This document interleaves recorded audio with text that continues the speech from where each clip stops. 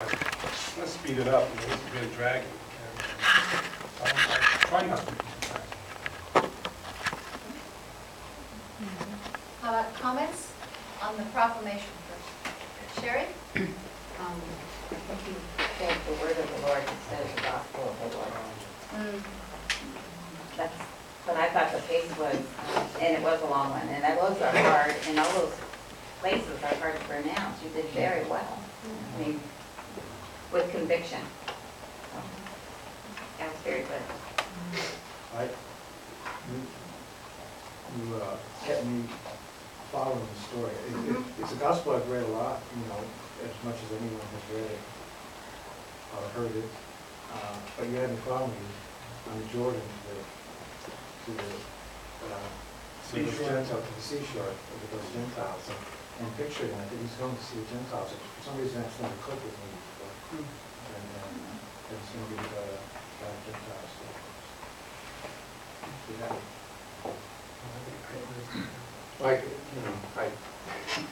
I could feel your urgency to read it, to get through it, more than I could hear the words. I mean, I could hear what you were saying too, but I thought it was just a little bit fast.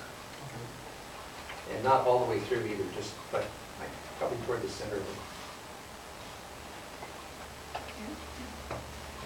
John? One thing I noticed is a couple of places there where we broke the sense units up. We made it a little tighter on this now. We're a little choppy on the sense units of the sentence. And just be careful to make sure that you follow the complete thought, even if you're doing it slowly, which is okay, to not put a pause in the middle of the sense unit and then starting it because it makes it choppy. So keep the sense unit flowing and then take a pause at the end of that sense unit. I think it's integrating the homily with the proclamation. What I mean by that is I was anxious to get to my homily. Yeah. It's like, okay, let's just get through this so I can get to my homily. And I think that's really a bad attitude because some people will get a lot more out of the proclamation than any homily given. Yeah. So I mean, just keep that in mind. And as Father Steve Thomas said, when I think it was, no, I'm sorry, different, last year's class, the class I had, when we were talking about the length of readings and choosing music and all that, he said what he would tell when people complain about, the length of the homily as opposed to the reading, trying to get that across to the priests, he said, I would gently ask them, Father, what is more important, the Word of God or yours? Yeah. So, Frank, you had I another was just going to agree with what, before you said what you just said about anticipating the homily, I was thinking that. And in a way, the easy part of what we're doing here, proclaiming and doing a homily, should be the proclamation of the same, because we're anxious about the homily, and we're letting our anticipation of the homily interfere with the easy part of what our job is, right? Easy but more important. Easy but more important. Anyone else?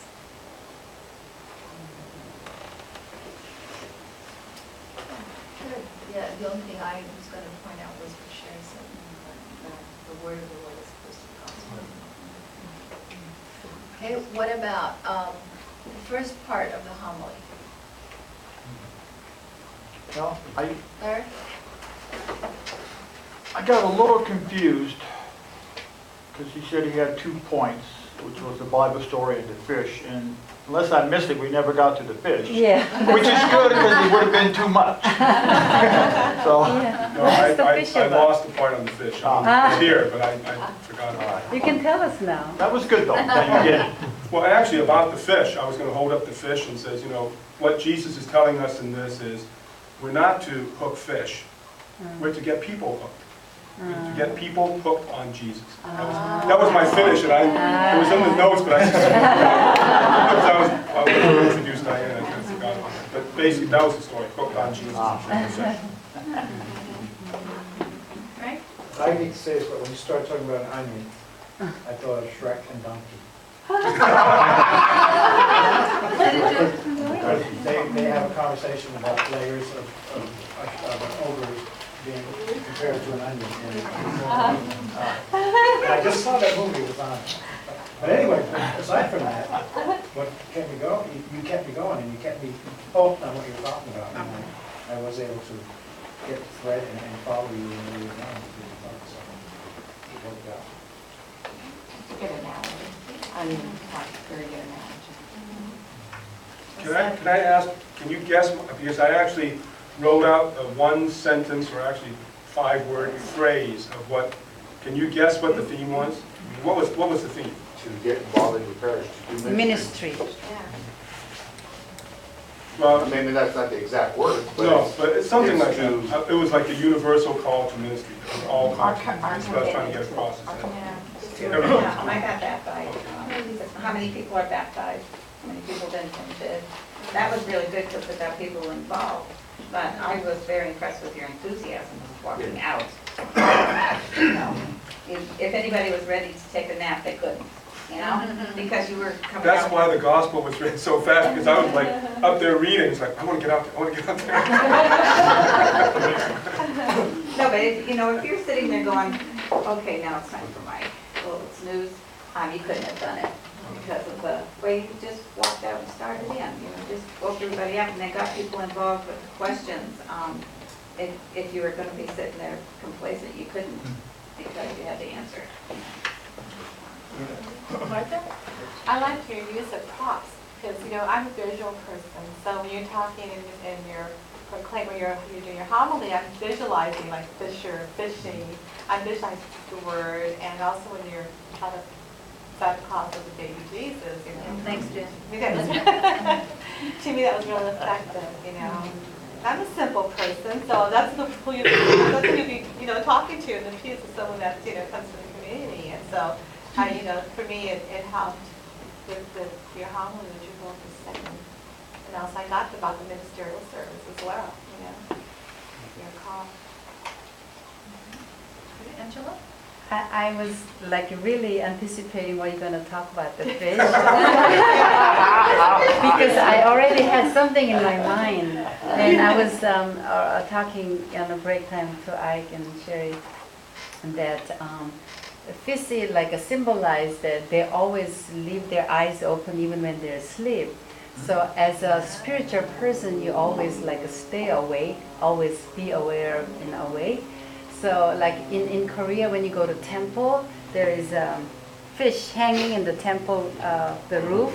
It reminds all the monks that they need to stay awake.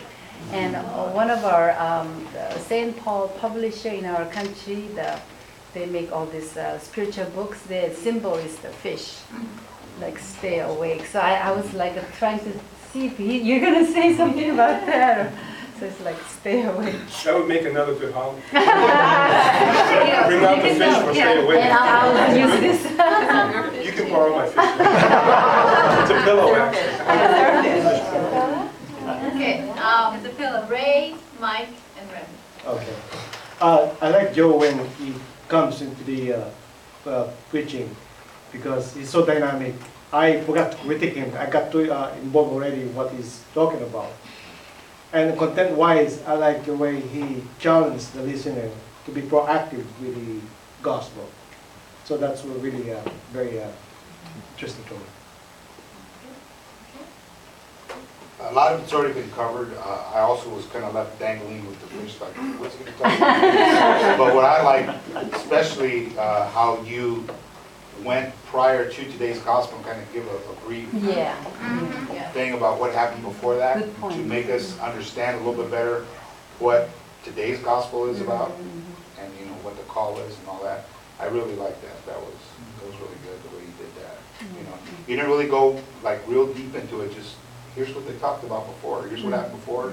Now this is what we're talking about today. But it all kind of like flowed and tied in together. Thought that was pretty good. But like, so you left me hanging.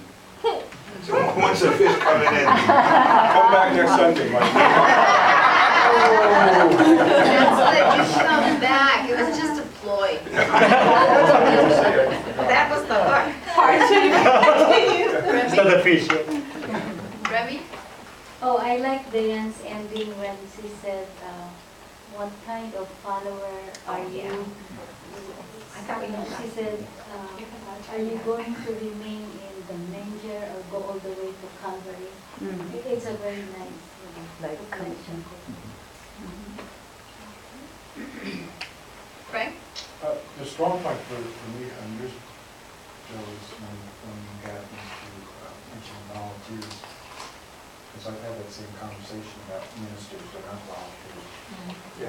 But you Yeah. call them recruits, that's a strong word, but, but it, it says there's an obligation there that you know, which is good. And that is the major recruit, that you have an obligation to do this. That's good. I'm going to use this next ministry Sunday. Actually, I come up with it. September. I'm going to do it this September. Good. Frank? And Francisco? Oh yes, I felt the same way. It's very dynamic, and also I listen to easy understanding to me, but only a little bit fast to me, so a little bit slow to stand. So that's it. Thank you. How did you get an idea that you start first and then turn to Diane? That was very nice. Did you say how you do in your parish? Some of your No. deacons? We were We've never told, seen it done this way Oh, before. we really? were told that by We were Chuck and told. Marge, I think. Was it Chuck and Marge that told us? Somewhere along our journey, Yeah, I we were think so. told that sometimes I parishes think will that's have good. I both think that's, people. That the deacon couple will actually. yeah, We right. thought we'd try it. And because sometimes there's like a woman's point of view, and the way you explain about like how your children live and how you felt and all of this, it's different when man is explaining, and so it's like a feminine view, and it's really nice like together. So I think that's Actually, when I read hers, what I told her is I said, you know what? Mine's very intellectual. It's analytical. Like yours, baptism, recruit, and I said, yours touches the heart. Right. Mine's up here, yours right, is down here. right, yeah. Because hers is much more. We wrote separately, totally, until, when did you read mine, yesterday morning? Yeah, I read it. Friday morning was the first time you read mine, and, they worked well together. Of course, I couldn't read his because he did it spontaneously, but, he gave me pointers enough of it. Oh, you did deliver. You know, this is a kind of a little trick. I ended up not using it, but it gave me great comfort. See, I had this, but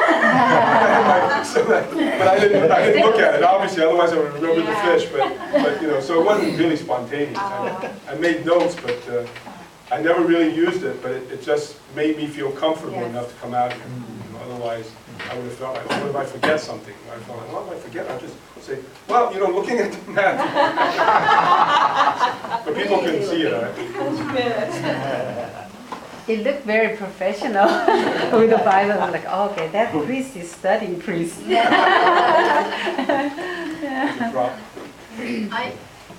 just wanted to say that I was challenged by what you had to say, Joe, too, about recruits instead of volunteers, and also that hits home with me, because I think too many times, we don't ask people to help us. And a lot of people in our parishes, we find out later on, they're just kind of there waiting to be asked. And yeah, we get our no's from people because they can't, they've got children or whatever the reason is, and it makes us afraid to ask again, but the challenge is to keep asking and to realize that we are all recruits, we're not volunteers, we're not. Anyone else? Third? The two together, it flowed good. And she picked up, and, I know she's used to cleaning up after Joe, but it went well. It flowed together, they complemented each other. It The was great. transition was really nice. Anyone else? Sure. Are we going to talk about Diane too? Yes, but I think I want to finish. Joe first? Joe. Okay. John, did you want to say anything? No, I'll wait till about that. Yeah, I thought it was the same point that Mike made. It's a good way of explaining, the gospel, the readings before and after. It's good something.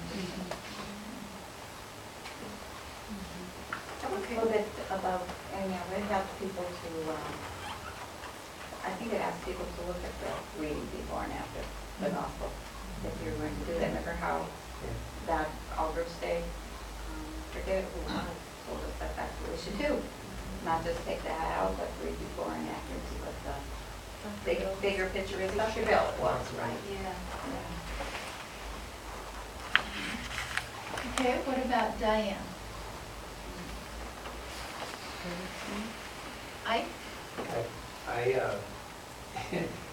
What you said at the end really hit me hard about whether we're just going to be a part of the Christmas celebration or we're going to follow Jesus all the way to the cross. And that's what I'm left with, is the basic challenge of, how real is this?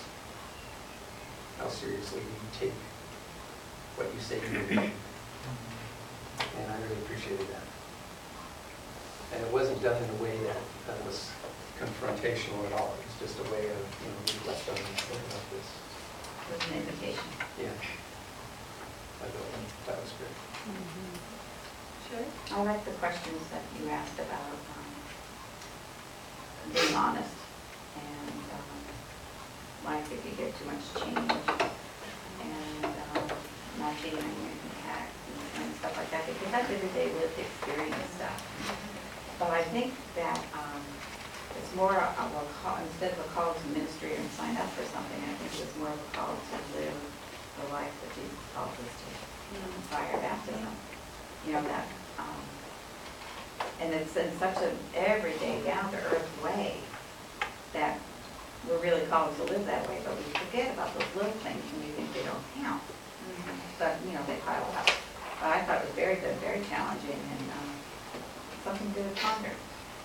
You're right, though. So my example weren't on point with what the point I was trying to make was just like call it holiness rather than call to discipleship. So, yeah, you're right. Anyone else? Sol? I like when you discuss the discipleship is equated to sacrifice. And that is very true.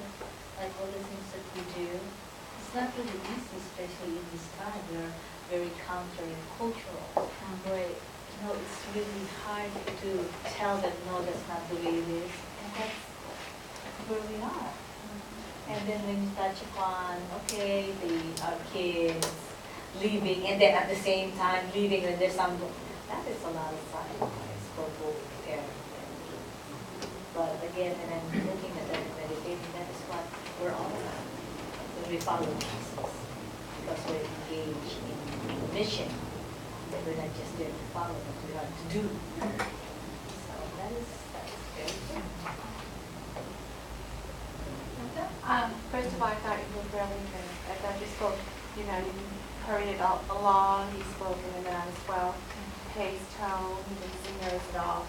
I also like your analogy about the family, about the children being sent off to college, leaving the family-ness behind, and also about the sons leaving the father, the work still has to be done and everything. I can identify with that, just being, having a family, being a parent, whatever. My kid just takes off and leaves or whatever, because he's called. But it also spoke to me about if Jesus asked me to leave and drop everything and just leave and go with him. That's a very challenging thought. So it's also very good. Frank? The point you made about those two sons just jumped out of the boat and leaving their father there. I've often thought about that too, and I'm ready to if I was their father, swinging an oar at it.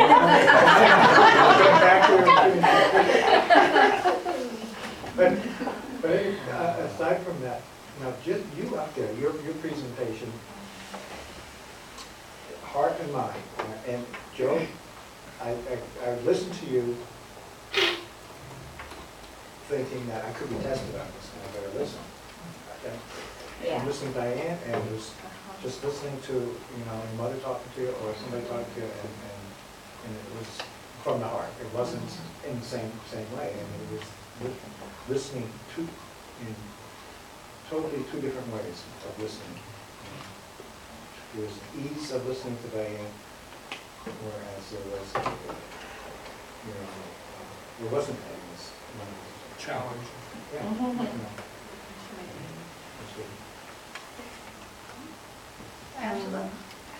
very smooth, very just like soaking through. And both talking about the same gospel, but saying a different way. But I came up with the same core main kind of idea in my mind. Joe was ministry, and yours was a mission. And after all, it's the same. So it's like, oh, they're saying a different way, but they're concluding with the same theme. That's what I got, mission and ministry and a mission. Mike? Yours made me think, because when you talked about how the disciples or the parents that they left sacrificed for ministry, and what are we going to sacrifice? That's what stuck with me. What am I going to give up to do ministry? Because it does involve sacrifice, which ties into what Joe says, we're not volunteers. It's all ministry. And if we're going to do ministry, it may be we got to stay home from a party one day or something. So the sacrifice part of that really stuck with me.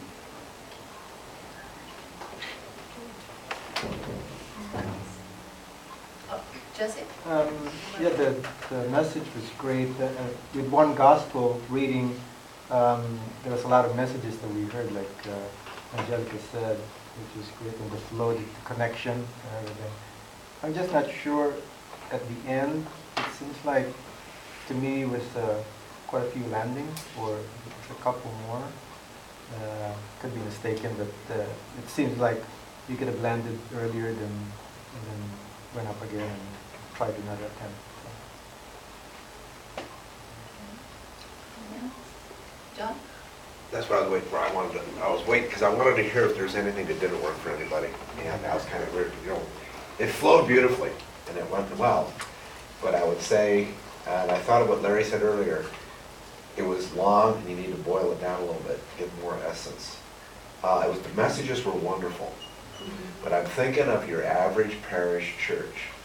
Okay, this group will sit, we'd listen to you all day, not a problem. But you got to think about the average parish church. You ran about 16 minutes. Yeah. And I'm thinking about your average people who are going, and they'll let go, but even though your message is great. So I guess the point I'm trying to make is, you both have great messages. See if you can lean it down a little bit more on both parts. The same thing as the message is great, but to boil it down a little bit, knock about 3, 4, 5 minutes, 4 minutes off of it, maybe you'd be fine. Because you want to try to keep a regular homily at maybe between 7 and 9 minutes if possible, because you think of the adult attention span. If you have 2 of you, that'll kind of restart you a little bit, and you go a little bit longer. But you don't. If you run too long, you're going to run into the. I have a tennis game today. Yeah. And people get distracted and they'll let go. So that was what I wanted to say is, and I think it really followed on the limit what Jesse was saying, that the messages were all good. People got a lot out of it. It's good. This group will listen to everything, but I was trying to listen as a parishioner. And I was sitting there thinking, okay, how long are they going to go? Did that include the proclamation? No, not including the proclamation. Yeah, I tried to. I just want you to be a little aware of that. I mean, it was probably, I was kind of estimating a little bit. I could be off by a couple of minutes, but it was pretty close. Because I looked, you started almost about 25 after, and it was 40. I was looking at my watch, and it was 41 when we finished. And there was some things I could have cut out that I think we should have shared maybe a little earlier in the week than we did. But like I had also written back about the baptism and the desert, and I could have left that out. And I should have. I heard the repeat a little Yeah, bit. that was a repeat. That was at the very beginning of yours, though. Yeah, it was. That would be really. She's exactly right. It was at the beginning. Yeah, I could have cut that out. So that's why you got, if you're going to do it together, make sure you're not repeating each other or yourself, Right. and then you'll be fine. And I think if you probably gone through that a little bit and taken some of that, gleaned out a little bit, it'd been great. Just boil it down a little bit, you'd be good. Because you don't want to lose, with a message as good as you guys had, you don't want to lose your people. Angela was so right about the ministry and the message. One way, that's such a way of doing it, so great, yeah. And I like the team, I like the two of you doing it. I do think it's too, great. I thought it was wonderful, and you complement each other very well. We think differently. Because of the fact that you do think differently, and also because of the masculine and feminine aspects. You know, you're going to bring out a different, you obviously can have the same theme, you know, but you brought it out, and you're going to always bring it out in different ways, because you're not just different people, but you're also man and woman. So therefore, there is going to be a different perspective that you come from, and that's good, because when Angela was talking about, you know, what you were saying, Diane, initially when she was saying, you know, you brought out a different perspective, and that's good, because we women, when we go to church, generally, all we get is the male perspective. You know, so it's good to have a woman give a woman's perspective, because you'll get, most of your people out there are women. So you do need to get somebody who speaks our language, you know, because a woman will speak our perspective. So that's good. I would just also agree with John, if you're going to do it, combine it a little bit earlier so you can cut down. Yeah, okay. That was good. Thank you. Thank you.